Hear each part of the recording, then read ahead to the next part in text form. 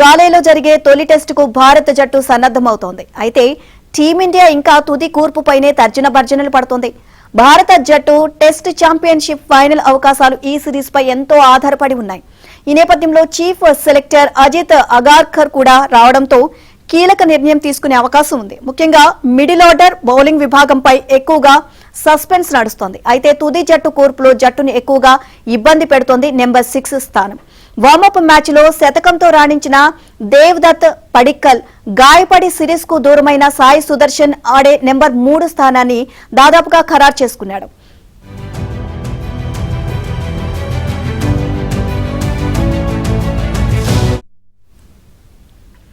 ఇక 6వ నెంబర్ కోసం ధ్రువ్ జురేల్ సర్ఫరాజ్ మధ్య పోటీ నెలకొంది. వికెట్ కీపర్ బ్యాటర్ అయిన జురెల్ టెస్ట్ టీంలో రెగ్యులర్ ఆటగాడు కాగా సుదర్శన్ కు బదులు సర్ఫరాజ్ టీంలోకి వచ్చారు.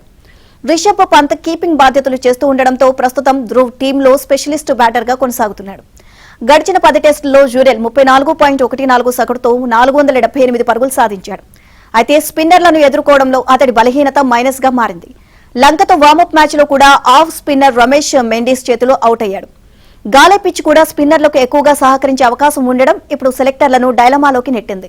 ఈ క్రమంలో గింగిరాలు తిరిగే పిచ్ పై మెరుగ్గా ఆడగలిగే సర్ఫరాజ్ ను తుది జట్టులోకి తీసుకుంటే ఎలా ఉంటుంది అనే చర్చ కూడా సాగుతోంది.